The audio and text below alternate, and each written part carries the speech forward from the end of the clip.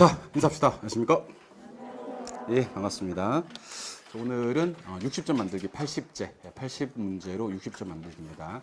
우리가 지금 촬영되는 시점이 이제 3월 초반, 3월 초순경인데요. 오늘 3월 10일인가요? 예, 3월 10일인데 우리가 후반부에 가면 한 9월달, 10월달 가면 쪽집게 100선이라고 해서 100문제 가지고 이제 우리가 부동산 학계론을 한번 문제로 추려보는 그런 시간이 있습니다.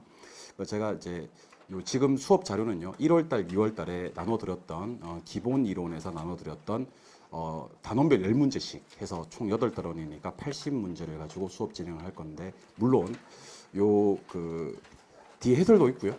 여러분들 나눠드린 자료에 보면 해설도 있고 다 있습니다만은 요 영상을 갖다가 제가 3번에 잘라서 나눠드릴 테니까 아니면 제가 상황을 보고 좀 상황이 괜찮다 싶으면 단원별로 잘라서 나눠드릴게요. 단원별로. 그러니까 총론 10문제, 경제론 10문제 이렇게 해서 매일매일 여러분들 들으시면서 문제로 확인하는 과정이 좀 필요할 것 같아요. 그래서 초반부에 문제로 60점 만들기를 한번 확보해보자. 나중에 100선으로는 한 70점 그 이상의 점수를 목표로 하자라는 취지에서 전반부, 후반부, 지금은 80선, 나중에는 100선 이렇게 공부를 하겠다라는 취지로 수업을 한번 기획해 봤습니다. 상당히 좋은 과정이라고 생각이 들고 계속 강조합니다만 여러 번 반복해서 들으시면서 어차피 문제가 여기 있으니까, 그치? 예, 여기 화면에 있으니까 굳이 문제를 안 들고 있다 하더라도 맞았어, 저 문제 저렇게 푸는 거였지 하는 생각을 가지고 내용 접근을 시도하시면 좋겠습니다. 제가 계산을 해봤더니만 한 시간에 20문제 넘게 풀어야 되더라고요. 3시간 할 거거든요. 20문제 넘게 26문제 풀어야 되니까 자세한 이론적인 설명을 해드리는 것보다는요, 문제를 푸는 방법, 이 문제의 핵심을 소개해드리는 시간, 간단하게 문제 체크하고 문제 핵심을 체크해드리는 시간, 그런 시간을 갖도록 하겠습니다. 그럼 지금부터 문제 풀이를 한번 시작해 보도록 할게요. 접니다. 이거 촬영할 때 제가 한창 살을 뺐었어요. 지금보다 한 7kg, 8kg 좀 빠졌을 때. 예. 그러니까 뽀샵이 많이 들어간 게 아니고 원래 이랬다니까. 지금 다르지. 자, 그러면 이거 왜 이렇게 됐지? 자, 그러면 지금부터 10문제씩 한번 풀이를. 잠시만, 어디 있지? 어디? 양쪽 이렇게 살짝씩 이렇게 생긴 거 있잖아요. 이거. 완전 좀더 위에 올라가. 그거 안에 그거 아니고 그 위에 바로 세 번째. 세 번째. 네, 그거. 오케이. 흥분하지 마, 그렇죠?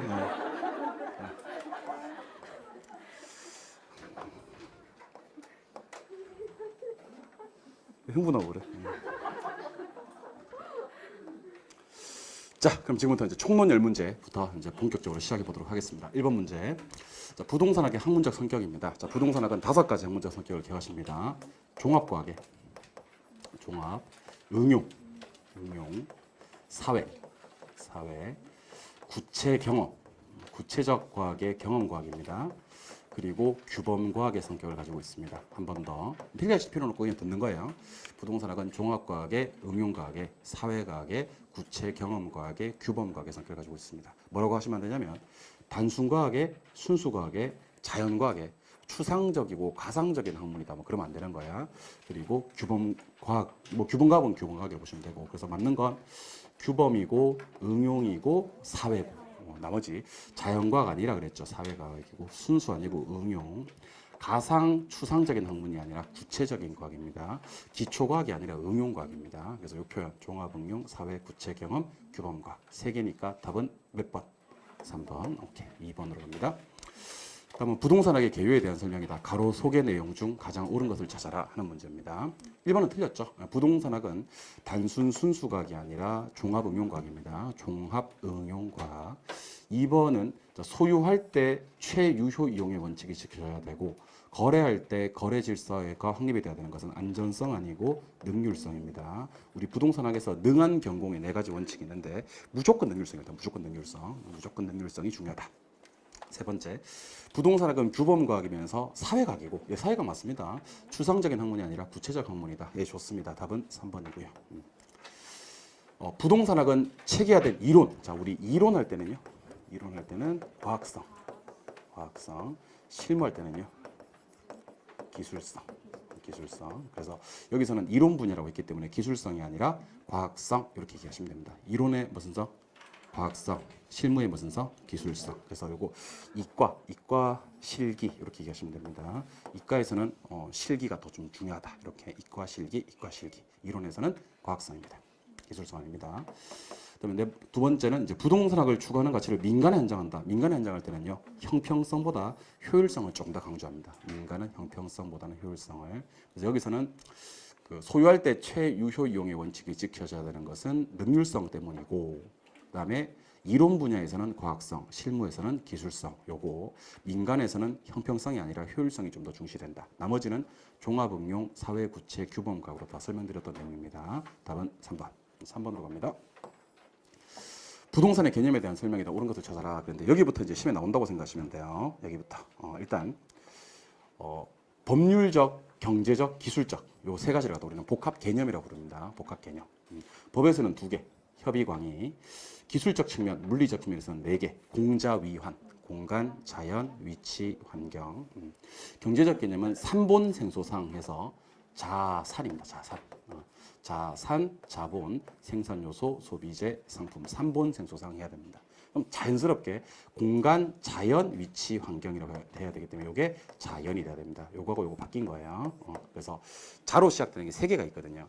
자산도 있고 자본도 있고 자연도 있는데 자산, 자본은 경제로 가는 거고요. 자연은 기술적, 물리적으로 가는 겁니다. 토지와 그 정착물은 법입니다. 법. 왜 법이냐면 이게 민법에 규정되어 있는 부동산이거든요. 이걸 또 우리는 협의의 부동산이라고 합니다.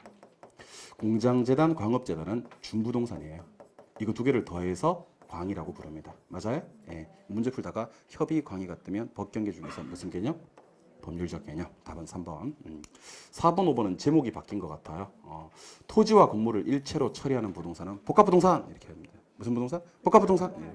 법률적, 경제적, 기술적 측면의 부동산은 복합 개념의 부동산입니다. 암기법, 법경기 이렇게 3개 결합되면 말 길게 복합 개념이라고 하는 거고요. 토지와 건물 이렇게 2개가 결합이 되면 짧게 복합 부동산 이렇게 하는 겁니다. 제목이 바뀐 거죠. 그래서 복합 개념의 부동산과 복합 부동산 비교하셔야 되고, 법률적 측면에 2개 협의 광의, 경제적 측면에 5개 삼본 생소상, 기술적 측면에 4개 공자 위완자 좀 기억해 주시면 좋겠습니다. 됐어요? 네, 오케이 4번. 다음 토지의 정착물 중 토지와 독립된 게 아닌 것을 찾아라 그랬습니다. 독립 4가지인데 쓰지 마시고 한번 들어보실랍니까? 첫 번째 건물이요. 두 번째는 명인 방법을 갖춘 미분리 과실이요. 세 번째는 명인 방법을 갖춘 수목이나 등기된 임목이요. 네 번째는 타인 토지에 경작된 농작물 이렇게 공부합니다. 오케이? 예. 여기서 그 미분리 과실이라는 게 있고요. 미분리 과실이라는 게 있고 수목이라는 게 있는데, 미분리 과실은 명인 방법만 돼요. 그럼 뭐가 안 되느냐면 등기가 안 되거든요. 오케이? 예. 근데 수목은요, 뭐도 되고, 명인 방법도 되고, 등기도 되고 그래요. 물론 등기되었을 때는 수목이라고 더 이상 하지 않고 임목이라고 합니다. 그래서 여기서는 틀린 지문이 좀 조심하셔야 될 게, 미분리 과실 앞에 뭐가 있어서는 안 된다. 등기가 있어서는 안 됩니다. 뭐 앞에는 등기가 있어도 되는데, 임목 앞에는 등기가 있어도 되는데, 그러니까 수목은 뭐도 되고, 명인 방법도 되고 등기도 되는데, 등기되었을 때는 뭐라 부르고 임목. 미분리 과실은요 명인 방법만 되지 등기는 안 된다는 걸 기억하셔야 됩니다. 그래서 한 번 더 토지와 독립적으로 처리되는 건 4개는요. 첫 번째 건물, 두 번째 명인 방법 갖춘 미분리 과실, 명인 방법 갖춘 수목이나 등기된 임목, 타인 토지에 경작된 농작물 이렇게. 오케이? 답은 몇 번? 2번. 토지의 분류에 관한 설명이다. 옳은 것을 모두 골라라 그랬습니다. 일단 옳은 것부터 먼저 찾아드릴게요. 이 문제 옳은 것은요, 니은 옳고요. 니은 옳고, 그 다음에 리을 옳습니다. 한번 보겠습니다. 법지는 법적 소유권은 있고 없고? 있고, 이용 가치가 없는 땅이죠. 그렇게 되어 있습니다. 법적 소유권은 인정이 되나 활용 실익이 적은 토지다. 적다 그래도 되고 없다 그래도 돼요. 택지 등으로 이전 상태 토지, 개발되기 이전 상태 그대로의 토지는 소지. 이거 같은 말로 원지라고 하기도 합니다. 이 둘은 맞는 말이에요. 예. 그러면 기역, 디귿, 미음이 왜 틀렸는지를 밝혀내면 되는 겁니다. 일단 답은 몇 번이고? 3번이고. 답 체크하는 게 중요한 건 아니니까. 왜 기역, 디귿, 미음은 틀렸냐면요. 여기 보니까 해안선으로부터 등록된 지역 사회 토지래요. 이런 땅은 보통 어떤 땅이냐면요. 법적 소유권은 없지. 등록이 안 됐으니까. 하지만 이용 가치는 있지. 이런 땅은 우리가 빈지라고 합니다. 뭔지? 그럼 간석지는 어떤 땅이냐면 만조와 간조 사이라고 해야 돼요. 그 만조와 간조 사이의 땅이 간석지고 만조 그 해안선부터 등록 지점 사이에 있는 땅은 빈지가 됩니다. 그리고 타인 토지에 둘러싸여서 도로에 직접 연결되어 있지 아니한 땅, 도로에 직접 연결되어 있지 아니한 땅은 맹지라고 해야 됩니다. 맹지. 맹지 모르는 사람 없지. 그다음에 선화지. 지적 공부에 등록된 토지가 물에 침식돼서 잠겨버린 땅, 이거는 포락이란 말 기억하셔야 됩니다. 선생님, 그럼 선화지는 뭔데? 선화지는 전답이 하천으로 변해버린 땅을 포락지라고 합니다. 알고 계시죠? 예. 그렇죠. 전답이 하천으로 변해버린 땅이 포락지고 고압전선 아래에 있는 토지가 선화지입니다. 아시겠죠? 예. 날씨 갑자기 더워져서 좀 미쳤나봐요. 답은 3번. 6번으로 갑니다. 다음 토지에 관한 설명이다. 옳은 것을 찾아라 그랬습니다. 정상적으로 쉬게 하는 땅은 휴한지예요. 공한지는요. 도시 토지로서 지가 상승 기대하고 방치하는 토지가 공한지입니다. 두 번째. 지가의 변동을 측정하기 위한 땅. 그래서 선정한 땅은요. 표본지입니다. 그럼 어떤 땅이 표본지고요. 어떤 땅이 표준지냐면 지가를 공시하기 위해서 선정된 땅이 표준지입니다. 그래서 표준지 공부하시는 방법은 표준지, 공시, 지가 이렇게 공부하시면 됩니다. 지가를 공시하기 위해서 선정된 땅은 표준지, 지가 변동을 측정하기 위해서 선정된 땅은 표본지 이렇게 하는 겁니다. 2번도 땡. 3번. 3번은 정말 좋았는데 보세요. 필지는 등기 단위고 등록 단위고 지번 붙이는 거 다 맞는데요. 면적 단위가 아니에요. 요거요. 등기 등록 단위입니다. 그 면적 단위는 뭔데? 제곱미터 씁니다. 제곱미터. 그래서 시험에서 필지에서도 면적 단위가 뜨면 안 되고 획지에서도 면적 단위가 뜨면 안 됩니다. 필지, 획지는 둘 다 면적 단위가 아닙니다. 면적 단위는 뭘 쓴다? 제곱미터. 그럼 쓰는 필지는 무슨 단위인데? 등기 단위, 등록 단위라니까요. 오케이? 좋아요. 공지. 자, 공지가 뭔지 알려드리겠습니다. 공지는 건물 짓고 남은 땅을 공지라고 합니다. 건물 짓고 남은 땅. 자, 그러면 이 대지 면적이 이렇게 있고 건폐율이 50%예요. 50%. 그럼 50% 짓고 50% 남겨놔야 되지. 요 땅을 공지라고 해요. 근데 지금 어떤 말이 나왔냐면 건폐율의 규제가 강화되었다. 자, 강화되었다는 말은 축소되었다는 뜻입니다. 축소되면 더 짓게 돼요, 덜 짓게 돼요? 그러면 50%의 건폐율을 40%로 바꾸는 게 건폐율이 강화되는 거예요. 그러면 자, 덜 짓게 되었습니다. 보입니까? 그럼 남은 면적은 공지 면적은 줄어들어요, 늘어나요? 그래서 항상 머릿속에 건폐율 규제가 강화되어서 건폐율이 축소되면 더 짓게 된다, 덜 짓게 된다. 덜 짓게 되면 짓고 남은 땅인 공지 면적은 뭐 된다? 확대. 오케이. 답은 4번이 됩니다. 뭔 말인지 아셔야 됩니다. 건폐율 규제가 강화되면 덜 짓게 되고 덜 짓게 되면 짓고 남은 땅을 뜻하는 단어인 공지 면적은 확대가 되는 겁니다. 오케이? 예, 답은 4번. 법지는 소유권이 인정이 되고 활용 실익도 많고 그러면 안 돼요. 소유권 인정은 맞는데 활용 실익은 적다, 없다 이렇게 해야 되는 겁니다. 아까 봤었죠? 예, 답은 4번. 7번. 다음 건축법령상 주택에 대한 설명으로 그 연결이 가장 옳은 것을 찾아라 그랬습니다. 이거는 칠판 잠깐 봐주세요. 자, 우리 주택을 분류할 때요. 주택을 분류할 때 아파트 있었고요. 아파트 연립 있었어요. 연립 다세대 요까지가 공동주택. 요까지가 공동주택. 그리고 다가구 그리고 우리 다중이까지가 이제 단독주택. 층수로 먼저 구분해 드릴게요. 5, 4, 4, 3, 3. 오케이? 면적으로 구분해 드리겠습니다. 아파트는 면적 없습니다. 660. 330이라는 게 사라졌습니다. 그래서 660은 메리트가 없어 이제. 660 초과하면 연립이에요. 뭐 하면 연립? 초과. 연립에는 초과 있는지만 보시면 돼요. 초과는 연립에서 나오니까. 660 이하면 다세대. 660 이하면 다가구나 다중이. 그럼 다가구와 다중이를 구분하는 방법은 뒤에 19세대 이하라는 표현이 뜨면 다가구로 가고요. 오케이? 그리고 학생, 직장인이 장기간 거주할 수 있는 구조로서 독립된 주거 형태를 갖추지 아니하고 이런 말이 나와야지 다중주택이 되는 겁니다. 오케이? 그래서 다중주택 관계하는 방법 알려드리겠습니다. 잘 보세요. 학생, 직장, 다중은 이렇게 학생 이렇게 직장 다중 이렇게 뭔지 모르면 어쩔 수 없다는 그래서 5계층 이상이면 아파트, 4계층 이하고 660을 초과하면 연립이고 660 이하면 다세대, 3계층 이하고 660 이하인데 19세대 이하는 다가구, 3계층 이하의 660 이하인데 학생, 직장인이 장기간 거주할 수 있는 구조로서 독립된 주거 형태를 갖추지 아니하는 것은 다중이가 됩니다. 그리고 참고로 학생이 하면 더 나오는 경우가 있거든요. 학생이. 그리고 공장에는 누가 일해요? 공장에는 종업원이 일하죠. 예. 공장에 누가 일한다고요? 종업원이 일하지. 공장에. 왜 안 돼 이거? 종업원. 이렇게 나오면 이거는 기숙사로 가버립니다. 기숙사. 오케이?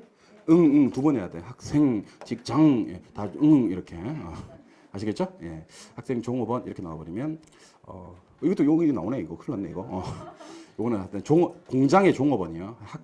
학생, 직장인 나오면 다중으로 가는 거고요. 학생, 종업원은 기숙사로 갑니다. 요거 작년 기출문제 나왔기 때문에 올해는 안 나올 거예요. 그냥 요거 5개만 구분하시면 될 것 같습니다. 자, 7번 보시고요.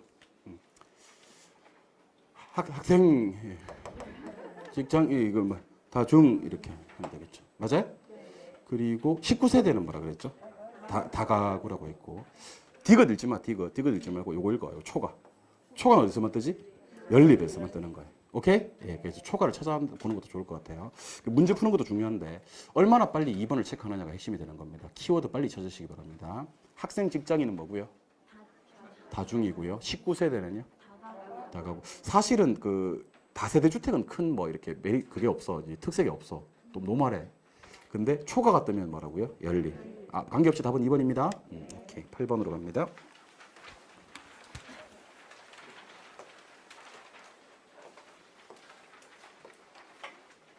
8번. 한국표준산업분류상 부동산업의 분류 체계 또는 세부 예시에 속하는 것으로만 묶은 것을 찾아라 그랬습니다. 요거 칠판 한번 보시기 바랍니다. 자, 지금부터 부동산업을 볼 건데 부동산업은 임대공급업과 관련 서비스업으로 나뉘어집니다. 임대공급업은 자 따라해 보세요. 임, 개공, 관, 중자감. 다시 임, 개공, 관, 중자감. 국자감 아니고 중자감. 중자감. 자, 임대는요. 주거용, 비주거용, 기타가 다 있어요. 개발 공급업도 주거, 비주거, 기타가 다 있어요. 이게 중요하죠. 관리는 주거하고 비주거밖에 없어요. 뭐가 없죠? 기타 관리. 기타가 뭔지 아세요? 시설 같은 거예요. 사업시설. 그럼 대답 한번 해보세요. 사업시설을 임대하는 건 부동산업이 맞아 안 맞아? 맞아. 사업시설을 개발 공급하는 것은 부동산업이 맞아. 근데 사업시설을 관리하는 건 기타로 보기 때문에 부동산업이 아니야. 시설은 기타예요. 그리고 네 글자를 3번 해주셔야 됩니다. 자, 따라해보세요. 중개대리. 중개대리. 투자자문. 감정평가. 그래서 우리 요거 11개 한번 공부해 볼 거예요. 부동산업에 속하는 거 11개. 자, 일단 주거, 비주거, 기타 임대 되나? 네. 주거, 비주거, 기타 개발 공급 되나? 네. 주거, 비주거 관리 되나?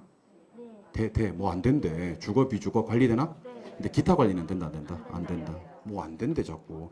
그다음에 중개대리, 투자자문, 감정평가 이렇게 되는 겁니다. 그래서 투자업이라는 거 있었어? 투자자문업, 금융업. 두 글자가 없다니까요. 건설업. 그런 거 없어요, 여러분들. 투자자문, 중개대리, 감정평가 이렇게 가야 되는 겁니다. 오케이? 그래서 이 문제 제가 좀 빨리 푸는 방법을 나름 빨리 푸는 방법을 좀 알려드릴게요. 자, 잘 들으세요.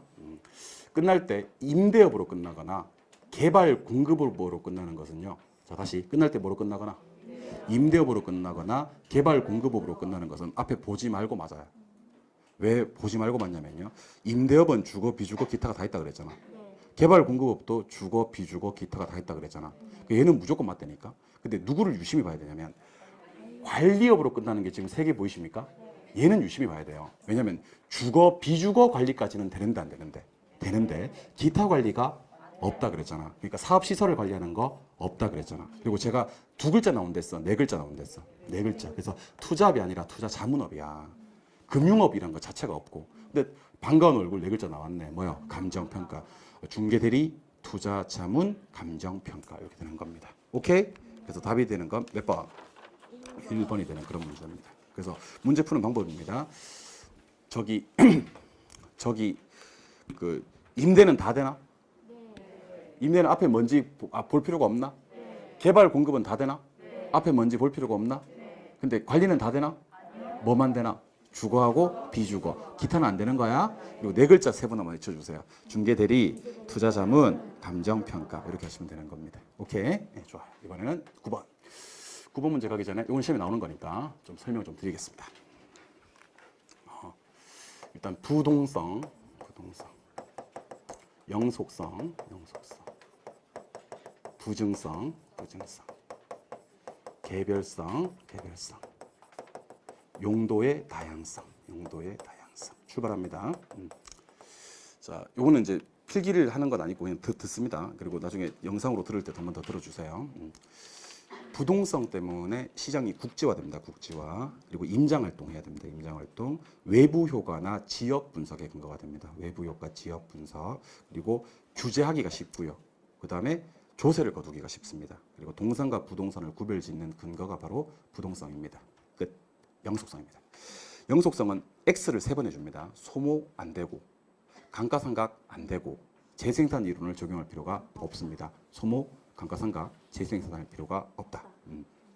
소유와 이용을 분리해서 임대차 시장이나 재고 시장을 발달시킬 수가 있습니다. 가치 보존력이 뛰어납니다. 장기, 장래, 예측인데 제일 중요한 글자가 장래입니다. 장래. 부동산 가치, 밸류라는 것은 장래 이익의 현재 가치입니다. 그리고 직접 하는 법, 수익하는 법은 장래 순수익이나 미래 현금 흐름을 환원, 할인해서 가액 구하는 것을 직접 하는 법이라고 합니다. 전부 다 영속성하게 되는 거고요. 그 다음에 부동산 투자는 운영을 해서 처분을 합니다. 그래서 기간이 많이 걸리거든요. 운영을 통한 소득이득과 처분을 통한 자본이득을 모두 얻을 수 있는 것도 영속성 때문입니다. 부증성 버라이티합니다. 부증성 들어가기 전에는 제가 묻겠습니다. 토지 공급은 되나요? 안 되나요? 라고 물으면요. 항상 둘로 나누어서 물리적 공급은 절대로 안 되고 경제적 공급, 용도적 공급은 가능하다. 이렇게 얘기해 주시는 겁니다. 물리적 공급이 안 되는 이유가 부증성 때문이고 얘는 예외가 없어요. 그래서 물리적 공급은 완전 비탄력의 수직이 됩니다.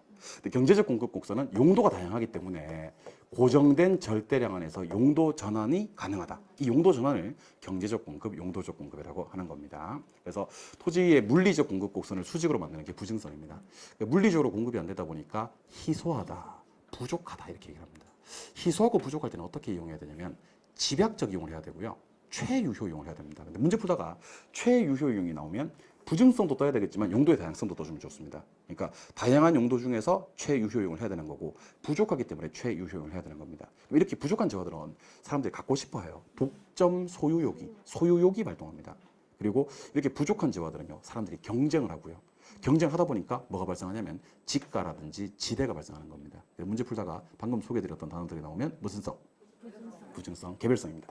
개별성은 일물일가의 법칙이 토지에 적용하지 않게 하고 대체 관계를, 대신하는 관계를 지극히 제한합니다. 그러다 보니까 부동산 시장은 불완전 경쟁 시장이 됩니다. 부동산 시장은 완전 경쟁 아닙니다. 불완전 경쟁 시장이 되게 만든다. 이게 이제 개별성이고, 개별성 때문에 정보 수집도 어렵고 가치 추계도 어렵고 비교 곤란, 그다음에 공통적인 원리나 이론도 줄 곤란. 그리고 부동산 시장에 3B가 나오게 하는데 3B 한번 따라해 볼까요? 비공개, 비표준, 비조직. 시장이 비조직적이고 거래가 비공개되고 상품이 비표준화되는 게 다 개별성 때문입니다. 용도의 다양성은 2개만 공부하시면 돼요. 다 했던 건데 최유효 이용해야 되는 이유가 부증성이라 용도의 다양성도 나온다 그랬죠? 그리고 경제적 공급이 가능한 이유, 용도적 공급이 가능한 이유도 용도의 다양성 때문입니다. 맞나요? 네, 그럼 문제 한번 풀어보겠습니다. 요거 교재 보지 마시고 문제풀이로 해결하시는 게 훨씬 좋습니다. 9번 갑니다. 토지 특성. 개별성 때문에 일물일가의 법칙 배제되고 토지시장을 완전 경제 아닙니다. 불완전입니다. 조심하셔야 됩니다. 부동산 시장은 불완전입니다. 완전 경쟁 시장은 세상에 존재하지 않습니다. 학문적으로만 존재하는 시장입니다. 부증성 때문에 토지 이용은 조방화되지 않습니다. 집약화됩니다. 집약화 또는 최유효 이용을 해야 됩니다. 최유효 이용을 해야 되는 것은 부동성이 아니라 부증성, 개별성이 아니라 용도의 다양성. 그래서 최유효 이용은 부증성과 용도의 다양성. 영속성 때문에 너무 좋아하지 마세요. 감가상각이 필요한 것에 근거가 된다. 아닙니다. 감가상각이 배제되는 것이, 그러니까 감가상각이 적용되지 않는 것에 근거가 된다. 소모 안 되고 감가상각 안 되고 재생산 이론 안 된다. 배제된다고 해야 됩니다. 마지막, 부동성 때문에 국지화하고, 오 맞아요. 그리고 규제, 통제, 다른 규제와 통제를 받는 거 맞습니다. 답은 5번이 되는 그런 문제. 10번. 다음에 파생 현상을 모두 연결시키는 토지의 특성을 올바르게 묶은 것을 찾아라 그랬습니다. 자 보시죠. 그 자본이익과 운용이익, 자본이익과 운용이 모두 발생한다. 그러려면 장기간 소요해야 됩니다. 소모가 되지 않는답니다. 게임 끝났고 관리를 잘하면 좋다. 이거는 무슨 성? 영속성이고요. 토지 이용을 할 때 집약적으로 이용하고 공급 조절하기, 급 조절하기 어렵고 갖고 싶어 하는 것은 무슨 성? 부증성. 이제 두 개가 남았고 임장 활동이 뜨고 외부 효과가 뜨고 국제화가 뜨면 부동성. 답은 나왔고 비교가 곤란하고 대체 관계를 제약하는 건 무슨 성? 개별성. 이렇게 해서 정답은 몇 번이요? 4, 5번이요? 4번. 4번. 4, 5번 하시면 안 되고. 여기까지가 총론.